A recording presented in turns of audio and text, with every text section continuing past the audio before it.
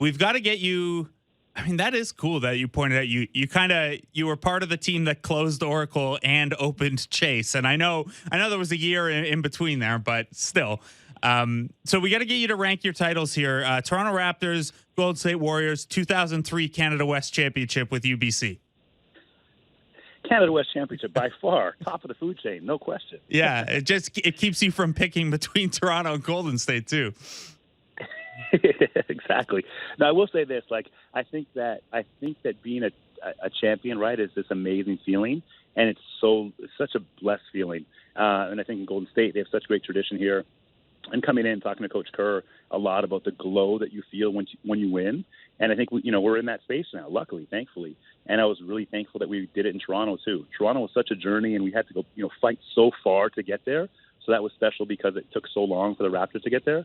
But this one was special because I think there wasn't the same expectation of sort of the Warriors as a powerhouse and they're supposed to win.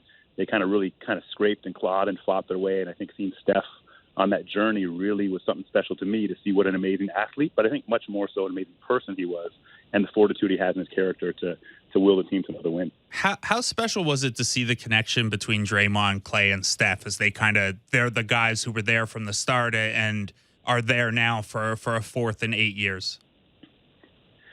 Yeah, just the bonds that they formed and so many unspoken sort of ways of communication, on the basketball court, but also off the court. You just see the way the three of them, and Andre Iguodala as well, I think, him being with us. He didn't play a ton this year, but I think his presence was really felt throughout the entire season. And the way those four guys kind of interact, relate, see the game in similar ways, know when to really sort of, tighten the screws and really get after it, know when you can relax a little bit, that's a special quality that comes with years of experience. And I think Draymond, for me as a coach and someone who's sort of been around basketball for such a long time, seeing the force of his character was truly incredible. I mean, this guy can just captivate a room, in terms of a film session or an edit or a talk, but also sort of take over the feeling of a game with a defensive rebound or with a strip or with a steal and layup. Like, he's pretty special the way he can play. So I just feel really thankful I've been able to coach those guys and get another championship. Seems special too, the way he kind of toes the line where, it can seem when you're just watching the game as a fan, like it's a lot, but everything you've heard over the years is that inside those walls, it's, he strikes the right tone and everything. I'm curious, Jama, your take.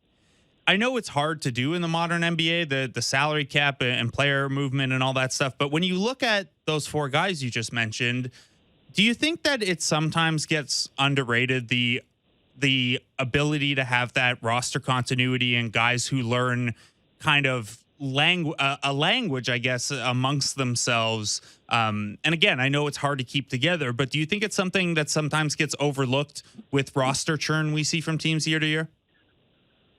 I think so. I mean, the one stat that really stood out to me was, I think, this being the seventh championship of the Warriors, which I think moved them above the Bulls, who had 6. And then obviously Lakers and Boston well ahead of that. But I think that what that tells me, and when those teams went on runs, it was always the same group of players. Like Michael Jordan and the Bulls, was a consistent thing, and they built some camaraderie and some connectiveness, and were able to sort of get multiple championships. And I think that's exactly the same thing with the Warriors. That sustainability of culture, of X and O sort of know-how, and even, and I joke about this, but I think it's true, a team that can practice for 2 more months more than everyone else because you're extending, longer into the playoffs, helps the team the next year. There's no question. Our young guys got better even if they didn't play one game on the court because they practiced for the last 2 months, where other teams have been off and doing individual workouts or whatever they're doing. So I do think that connectiveness and sort of camaraderie really does make a difference. And so I kind of wanted to go back to your decision to go to Golden State in the first place. And I know that, you were on the NBA bench as an assistant, but you're also, with a player development focus through that. Did you kind of, or did Steve Kerr broach it to you, or did you approach it as, part of it is you're trying to bridge the eras here and kind of bring along the next young core that's going to supplement these guys as they, get into their 30s? Yeah, I mean, I think as last summer, sort of reflecting on it now, there was such good dialogue with Coach Kerr just around what his vision was. And I think this sense of joy that he speaks about publicly, but I think lives daily, was really important to me.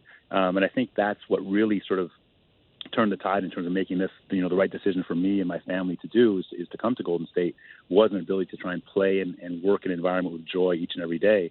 And I think as I dove in deeper, it's then, Steph Curry's on this team. Wow, Draymond Green's on this team. For me as a Canadian, Andrew Wiggins is on this team. And seeing the potential of what those guys could do and realizing that we had that, plus we had these two, lottery picks last year, and this amazing sense of like all the skills that I can bring to the table, and the energy and passion and joy that I, try to exude each day. It just felt like this perfect balance, this perfect fit. And then talking to Coach Kerr, sort of since the championship, and we sort of sat in the office yesterday, before the parade, and he just said the same thing. He said it all just fit. The whole team and everything just fit together, and I think that's what has made it really special. How did the kids and family like a San Fran winter instead of a Toronto winter? I must admit, we had a lot of fun. We've got a beautiful backyard. They were out there each and every day. California is a pretty incredible place. There's no denying it. And San Francisco specifically just has a really great kind of weather patterns, and we're in a nice little spot that gets tons of sun and warmth and no snow. And I'm good with it. We really enjoyed it.